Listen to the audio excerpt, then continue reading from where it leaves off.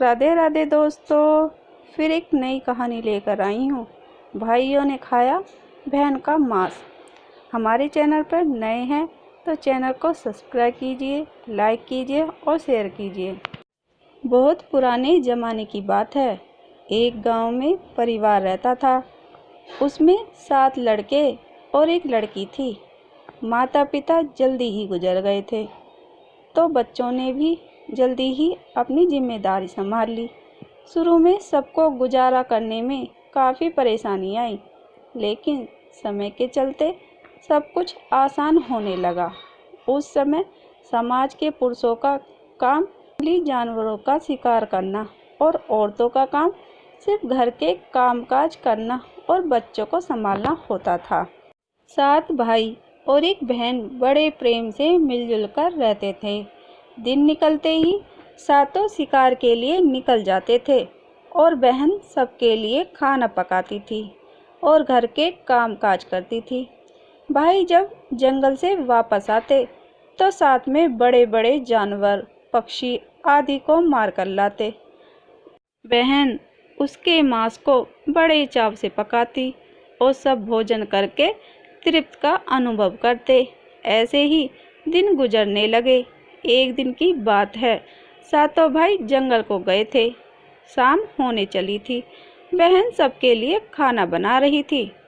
जब वह सब्जी के लिए हरी साग काट रही थी, चाकू की तेज धार से उसकी एक उंगली कट गई। कटी उंगली से खून की धारा बहने लगी। उसने सोचा, यदि भाइयों ने देखा तो वे बड़े दुखी हो जाएंगे। मुझे उन्हें यह बात नहीं बतानी चाहिए। उसने बहते खून को अपनी ओढ़नी से पोंछना चाहा, किंतु लगा कि उसके भाई देख लेंगे। फिर उसने दीवार पर पोंछना चाहा, फिर लगा यहाँ तो और भी अच्छी तरह से दिखाई देगा। वह बेचैन होकर इधर उधर घूमने लगी। कोई ऐसी जगह नहीं मिली जहाँ उसका बहता खून भाइयों की दृष्टि से बच सके। अंत में कोई उपाय न देखकर उसने उसी साग से पोंछ लिया जिसकी वह सब्जी बनाने जा रही थी। शाम को भाई जंगल से वापस आए। बहन ने खाना परोसा। आज सातों भाइयों को साग बहुत अच्छा लगा। सातों अपनी उंगलियां चाटते रह गए। बहन की पाक कला की तारीफ की। अपनी तारीफ सुनकर बहन भी खुशी से फूली नहीं समाई। दिन भर के थके होने के कारण सातों भाई जल्दी सो गए। अगली सुबह रोज की तरह खा पीकर सातों भाई जंगल की ओर निकल पड़े। जब शिकार तलाशते तलाशते थक गए, सभी एक पेड़ की छांव में बैठकर आराम करने लगे। बातों बातों में रात के भोजन में बहन के द्वारा बनाई गई साग की चर्चा होने लगी। सब कह रहे थे कि इतना स्वादिष्ट साग की सब्जी आज तक नहीं खाई थी।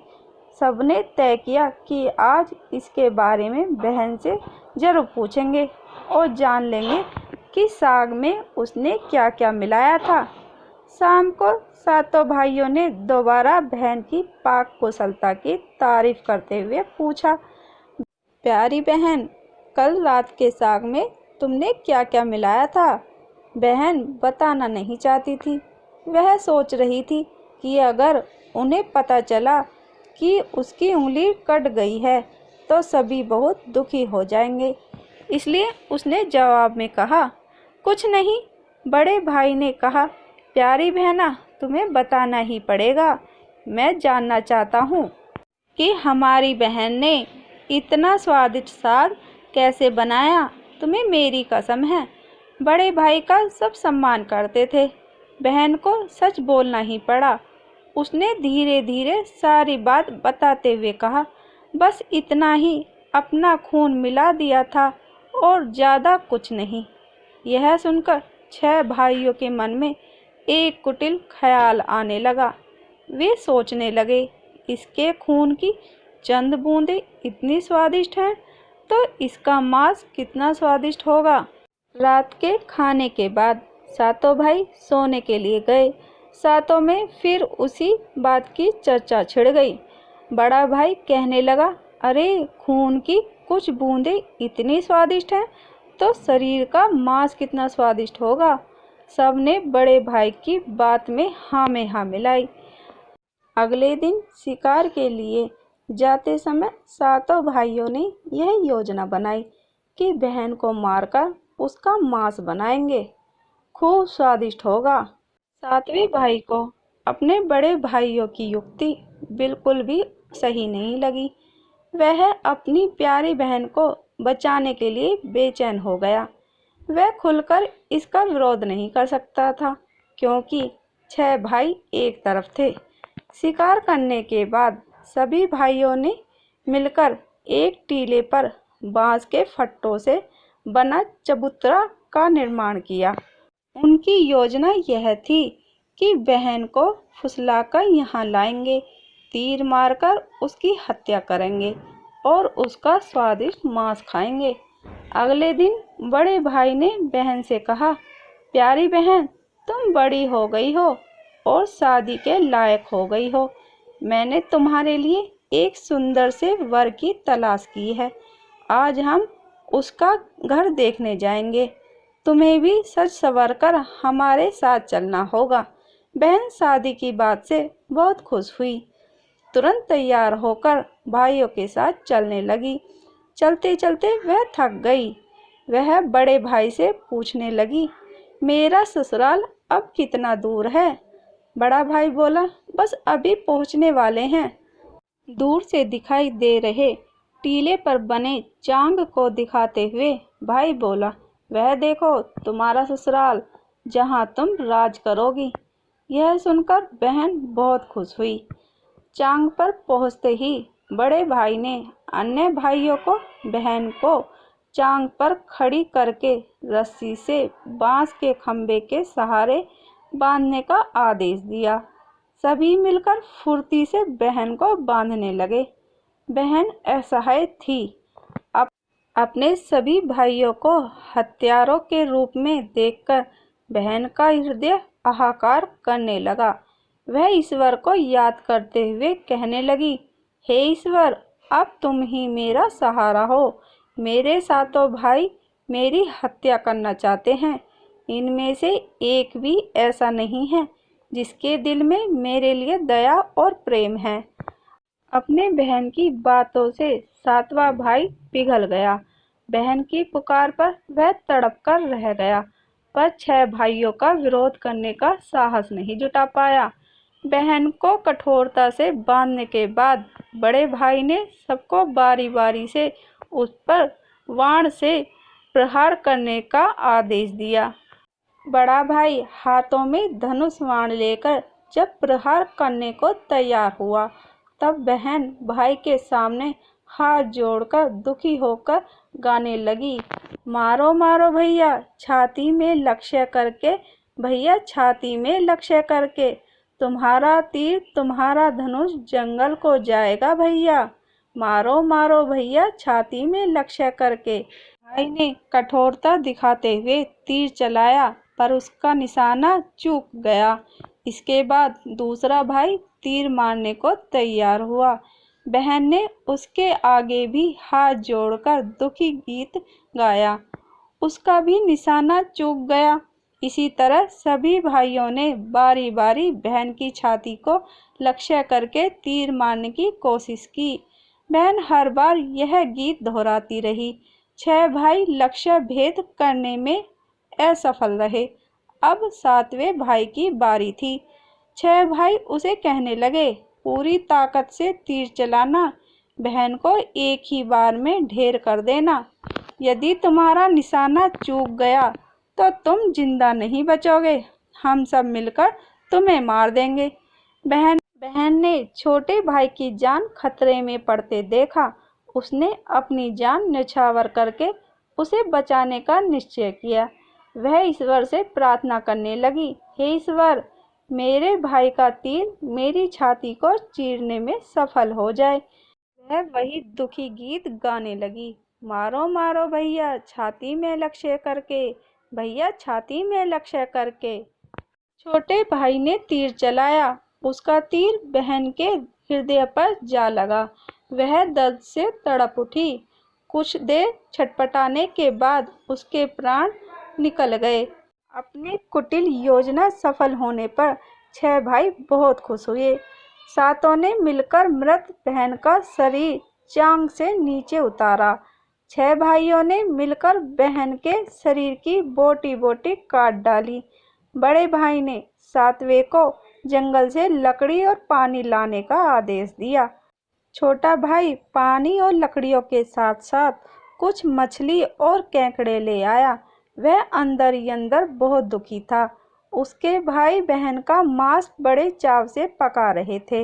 वह अपनी प्यारी बहन का मांस नहीं खा पाएगा।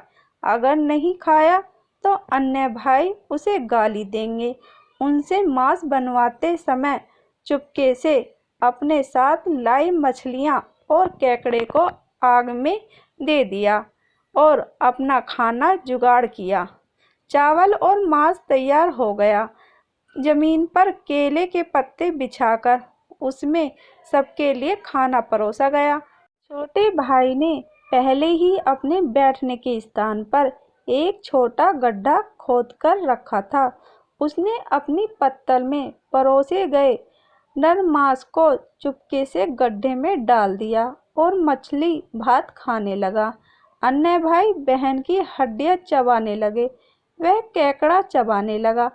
जब सबने बहन के शरीर के स्वादिष्ट मांस से अपने पेट भर लिया तो बड़े भाई ने सातवें भाई को जूठन साफ करने को कहा।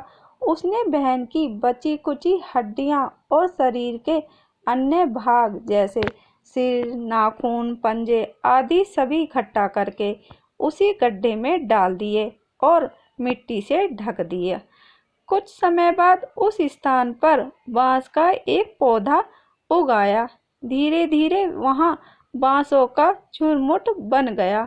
एक बार कहीं से एक संत आए और उसी बांस के झुरमुट तले छुपकर मल त्याग करने लगे। उसी समय आकाशवाणी हुई, संत दुर्गंध आ रही है, संत दुर्गंध आ रही है। बार बार यह आकाशवाणी सुनाई देने लगी तो संत ने झटपट उस स्थान को साफ किया। उन्होंने झुरमुट में से एक बांस काटा और अपने साथ ले गए।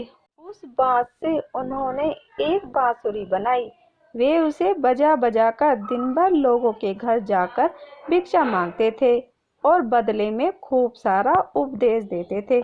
एक दिन संत भिक्षा के लिए बड़े भाई के द्वार पर गए। जब तक 6 भाइयों का विवाह हो चुका था, केवल 7वां कुंवारा था। जो ही संत ने बड़े भाई के आंगन में कदम रखा तो ही संत की बांसुरी बोल पड़ी, नहीं बाजो रे बांसुरी, यही है दुश्मन सबसे बड़ा। बड़े भाई के घर नहीं बाजो रे बांसुरी, दया प्रेम सब छोड़कर रिश्ते में यही दाग लगाया, नहीं बाजो रे बांसुरी। योगी के बाजे से बार बार निकल रही इस आवाज से बड़े भाई के पसीने छूटने लगे। उसने अपनी पत्नी से योगी को तुरंत भिक्षा देकर विदा करने को कहा। इसी तरह योगी बारी बारी से 6 भाइयों के द्वार पर उपस्थित हुए। उनके द्वार पर भी कदम रखते ही बाजे से स्वयं यही गीत बाजने लगता। उन्होंने भी अपनी पत्नी को तुरंत ही कुछ भीख देकर विदा करने को कहा। उनके मन में यह डर समा गया कि यदि इसी तरह योगी का बाजा बजता रहा तो उनकी यह पोल खुल जाएगी कि वे अपनी बहन के हत्यारे हैं। अंत में संत 7वें भाई के घर पहुँचे, जो अभी तक कुंवारा था। वह अकेला रहता था। जब योगी उसके द्वार पर उपस्थित हुए तो बाजा बोल पड़ा, बाजो रे बाजे, मेरे सबसे छोटे भाई के घर मन की बात मन में छुपाकर युग युग से रख रहा अंदर, बाजे रे बाजे, यही है मेरे सबसे प्यारे भाई का घर। योगी के बाजे से प्यार और दिलचस्प गीत बजते सुनकर छोटे भाई ने उन्हें सम्मान के साथ अपने घर में बैठने के लिए आसन दिया। तंबाकू पान और जलपान से उनका सत्कार किया। इसके बाद बाजे के विषय में चर्चा हुई। योगी ने बाजे की जन्म कहानी सविस्तार सुनाई। छोटे भाई ने उस बाजे को उसे देने की प्रार्थना की तो योगी ने उसे छोटे भाई को सौंप दिया। योगी के चले जाने के बाद छोटे भाई ने बाजे को अपने बिस्तर के सिराने की तरफ एक साफ सुथरा स्थान पर धूप दीप जलाकर सम्मान के साथ रखा। कुछ दिनों के बाद छोटे भाई के घर में कुछ परिवर्तन दिखाई देने लगे। जब भी वह काम से लौटकर घर आता, सारा घर साफ सुथरा पाता। जब रोज रोज यही बात दोहराने लगी तो छोटे भाई ने अपनी भाभीियों के घर जाकर पूछा, मेरी गैरहाजिरी में आप लोग मेरा घर साफ करते हैं क्या? सभी ने जवाब दिया, हमें अपने घर के कामकाज से फुर्सत नहीं है, तुम्हारे घर कैसे साफ करती? छोटे भाई ने निश्चय किया कि आज वह छुपकर देखेगा कि उसका घर कौन साफ करता है। वह घर के कोने में छुप गया। सुनसान होते ही स्थापित बाजे से उसकी बहन की शक्ल की एक लड़की निकली, घर का सारा काम किया और फिर उस बाजे में समा गई। छोटे भाई ने यह बात अपनी बड़ी भाभी को बताई। बड़ी भाभी ने उसे समझाया, जो ही लड़की बाजे से बाहर निकलेगी तुम बाजे को आग के हवाले कर देना, फिर उस लकड़ी पर तुलसी जल छिड़क देना, फिर देखना क्या होता है। छोटे भाई ने बड़ी भाभी के कहे मुताबिक काम किया। उसने लड़की के निकलते ही बाजे को आग में डाल दिया और लड़की पर पवित्र तुलसी जल का छिड़काव किया। तुलसी जल के स्पर्श से वह मानव रूप में आई।